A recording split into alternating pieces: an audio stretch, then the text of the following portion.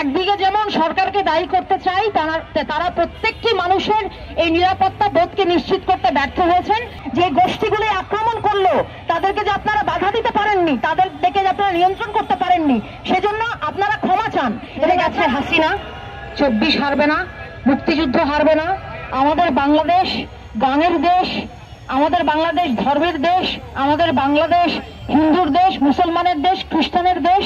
এখানে সবাই যে যার মতন করে তার মর্যাদা নিয়ে বেঁচে থাকবে, এবং যে সরকার এই মর্যাদা নিশ্চিত করতে পারবে না সমস্ত মানুষের, যে সরকার ঘৃণা চর্চা যারা করে তাদেরকে দমন না করে সাধারণ মানুষের উপর যে দমন হচ্ছে সেই জায়গাটাকে তারা প্রশ্রয় দিচ্ছে, এটা বাংলাদেশের মানুষ হিসেবে আমরা যতক্ষণ বেঁচে আছি আমরা এটা মানব না।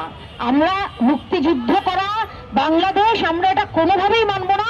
এই মুক্তিযুদ্ধটা চলছে, এটা চলবে, এবং বাউলের যে অধিকার, গানের যে অধিকার, সুরের যে অধিকার, প্রার্থনার যে অধিকার, সকল মানুষের, সকল রকম ধর্মের মানুষের ধর্মচর্চার যে অধিকার, কোনো কিছুর উপর কোনো আক্রমণ এখানকার মানুষ মানবে না। আমি একদিকে যেমন সরকারকে দায়ী করতে চাই, তারা প্রত্যেকটি মানুষের এই নিরাপত্তা বোধকে নিশ্চিত করতে ব্যর্থ হয়েছেন।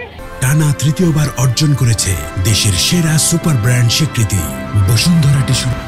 এই সরকারকে সেজন্য দায়ী করি, সম্পূর্ণভাবে তাদেরকে দায়ী করে যত রকম মততন্ত্র হয়েছে প্রত্যেকটির ব্যর্থতা মূলত সরকারের।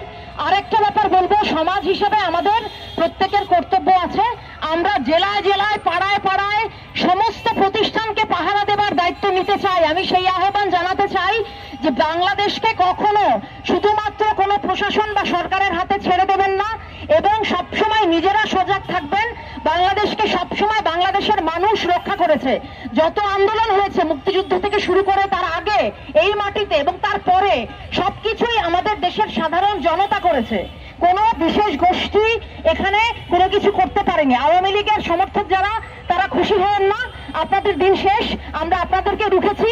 নতুন যারা অন্য কোনো চেহারা নিয়ে, কোনো রকম দমন পীড়নের চেহারা নিয়ে সামনে আসবেন, আমরা অবশ্যই আপনাদেরকে রুখে দেব। এটা সুরের দেশ, এটা স্লোগানের দেশ, এটা মুক্তির কথা বলার দেশ, এটা স্বাধীন বাংলাদেশ। আমরা এই দেশকে প্রতিদিন নতুন করে স্বাধীন করব। এই দমনতন্ত্র আমরা কোনোভাবেই মানব না। আমি আজকে আমার শেষ কথা এইটুকু বলতে চাই, মহারাজ আবুল সরকারকে সম্মানের সঙ্গে মুক্তি তো দিতেই হবে। তার সঙ্গে যে অপরাধ ঘটেছে সেটার জন্য প্রশাসনকে আমি বলবো যে আপনারা ক্ষমা চান। যে গোষ্ঠীগুলি আক্রমণ করলো তাদেরকে যে আপনারা বাধা দিতে পারেননি, তাদেরকে যে আপনারা নিয়ন্ত্রণ করতে পারেননি, সেজন্য আপনারা ক্ষমা চান, এবং আপনারা আগামীতে এরকম ঘটনা বাংলাদেশের মানুষের সাথে ঘটবে না সেই জায়গাটাকে নিশ্চিত করুন। এটাই মিনিমাম একটা প্রত্যাশা, ন্যূনতম প্রত্যাশা।